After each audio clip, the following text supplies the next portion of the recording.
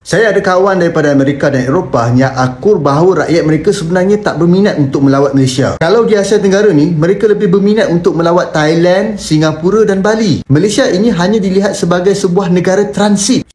Assalamualaikum warahmatullahi wabarakatuh. Seorang influencer Malaysia, yang juga seorang penulis dan aktif di media TikTok ini, pernah menjelaskan tentang kurangnya ketertarikan bangsa Amerika dan Eropa untuk berlibur ke Malaysia. Meskipun banyak jumlah turis yang berkunjung ke Malaysia, namun kebanyakan mereka itu berasal dari negeri sekitar ASEAN, adapun bangsa Eropa lebih suka berwisata ke Bali dan Thailand saja. Mari kita saksikan videonya. Saya ada kawan daripada Amerika dan Eropah yang akur bahawa rakyat mereka sebenarnya tak berminat untuk melawat Malaysia. Kalau di Asia Tenggara ni, mereka lebih berminat untuk melawat Thailand, Singapura dan Bali. Malaysia ini hanya dilihat sebagai sebuah negara transit. Contohnya kalau dia di Thailand, dia nak melawat Singapura, dia akan berhenti singgah sekejap di Malaysia. Kalau ada orang yang tunjuk statistik pelancong di Malaysia ni ramai, kalian kena tengok senarai negara-negara yang datang melawat Malaysia. Mesti kebanyakannya daripada negara China, Arab, India dan negara-negara jiran. Seolah-olah target pelancongan kita hanya untuk negara-negara ni saja. Tapi kalau tengok statistik pelancong yang melawat Bali, Singapura, Thailand ni semua, hampir kesemua pelancong yang ada di atas muka bumi ni datang melawat sana. Dan semuanya seimbang. Antara faktor utama kenapa negara kita ni bukan pusat pelancongan utama orang luar, kita tak ambil berat tentang peninggalan tapak dan warisan sejarah kita. Kita ketanggusan idea untuk mewujudkan pusat pelancongan yang lebih segar. Belajar daripada negara jiran. Kita kena usahakan sesuatu yang lebih kreatif. Ya, jadi itulah curhatan yang disampaikan oleh Takib Saker, seorang warga negara Malaysia yang menjelaskan sebab utama mengapa negaranya kurang diminati oleh turis dunia, yakni kurangnya perhatian pemerintah dalam menitik beratkan pentingnya kreativitas terhadap peninggalan sejarah masa lalu, yang membuat orang luar berminat datang ke Malaysia. Hal ini berbeda jauh dengan Indonesia yang senantiasa melestarikan tidak hanya budaya namun juga tempat wisata berlatar sejarah kuno, yang memiliki citra unik tersendiri dan pastinya dapat menarik minat para wisatawan untuk datang berlibur maupun belajar. Jadi, dalam hal ini, Indonesia dan Thailand lebih unggul dibandingkan dengan Malaysia, namun lain halnya jika kita membahas tentang wisata kesehatan. Nah, dalam hal medical tourism, inilah yang terjadi. Diberitakan Kompas.com, Kamis tanggal 9 Maret tahun 2023, dari 2 juta orang Indonesia yang berobat ke luar negeri, sebanyak lebih kurang 1 juta orang diantaranya memilih berobat ke Malaysia. Jumlah ini lebih besar ketimbang Singapura sebanyak 750.000 orang. Sementara, sisanya ke Jepang, Amerika Serikat, dan Jerman. Tren perjalanan wisata medis masyarakat Indonesia ke Malaysia bukan tanpa alasan. Pasalnya, Malaysia menyediakan beragam pelayanan medis dengan harga terjangkau ketimbang negara-negara maju, baik di Asia, Eropa, maupun Amerika. Dan yang tak kalah penting, Malaysia juga mengedepankan standar internasional dalam pelayanan kesehatan untuk berbagai kalangan. Hal ini mendorong masyarakat Indonesia memilih Malaysia sebagai destinasi utama untuk mendapatkan perawatan medis.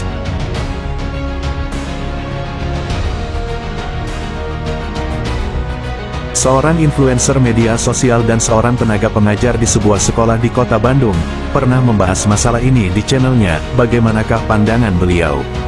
Mari kita saksikan.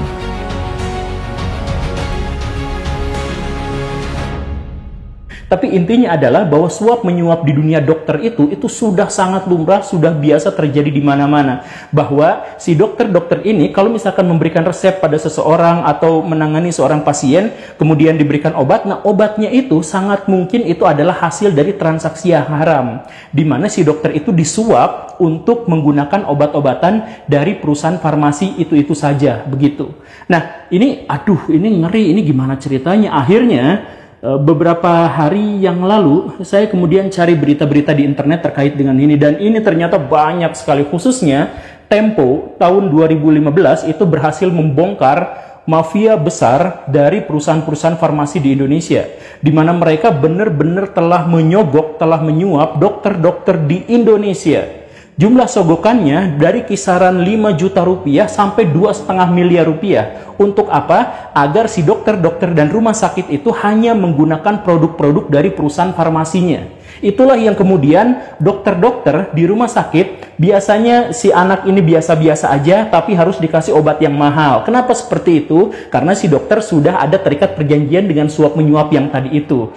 Ada banyak sekali kisah-kisah yang berhubungan dengan itu yang menunjukkan bahwa profesi dokter pun sama seperti profesi-profesi lain di Indonesia, di mana profesi itu penuh dengan lumpur kedustaan dan keserakahan gitu. Kan kita selama ini menganggap bahwa pejabat itu punya stigma yang negatif gitu. Kita juga misalkan menganggap bahwa polisi itu punya sesuatu yang buruk gitu. Masyarakat menganggap citra polisi itu buruk dan sebagainya. Nah, dokter relatif tidak memiliki citra yang buruk, tetapi sesungguhnya dia melakukan praktek yang sama, penuh kebohongannya dengan profesi-profesi yang lain yang ada di Indonesia gitu. Baraya pernah nggak ngerasain gitu? Baraya sebenarnya sakitnya nggak terlalu parah, tapi kemudian mendapatkan obat yang mahal. Atau Baraya pernah nggak ngalamin bahwa Baraya itu semestinya tidak usah dibedah, tapi pada prakteknya malah dibedah oleh dokter.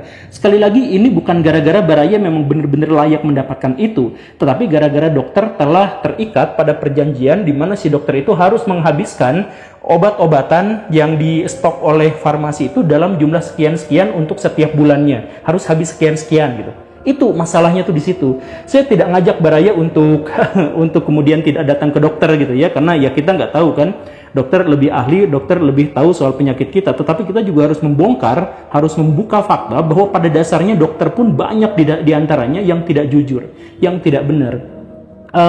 IDI, Ikatan Dokter Indonesia, ternyata sudah menyadari hal ini sejak sangat lama, dan mereka juga sudah berupaya untuk menghilangkan praktek-praktek ini, tetapi gagal. IDI itu sempat sampai mengeluarkan ancaman bahwa siapapun dokter yang ikut-ikutan dalam praktek suap menyuap ini dengan perusahaan-perusahaan farmasi, maka dia bisa saja dicopot izin prakteknya. Tetapi walaupun demikian, karena ini sudah menjadi sebuah perilaku yang masif, yang sudah terjadi di mana-mana, maka kita tidak menemukan ada solusi di sini. Kita tidak menemukan ada dokter yang akhirnya ditangkap atau dicopot gara-gara masalah yang ini gitu. Tahun 2015, waktu Tempo mengatakan bahwa ada sekian ribu dokter di Indonesia yang terbukti menerima suap, dan ada ongkos sekian miliar yang dikeluarkan oleh perusahaan-perusahaan farmasi. Sekarang praktek itu dipercaya masih dilakukan dengan modus yang sama, dengan apapun yang semuanya masih sama, yang menunjukkan bahwa tidak ada atau hampir tidak ada penegakan hukum di dunia itu. Dan yang lebih miris dari semuanya adalah bahwa ternyata obat-obatan yang dijual dengan harga sangat mahal itu ternyata memang tidak layak dijual dengan harga yang sangat mahal. Itu sebenarnya obat-obatan murahan saja.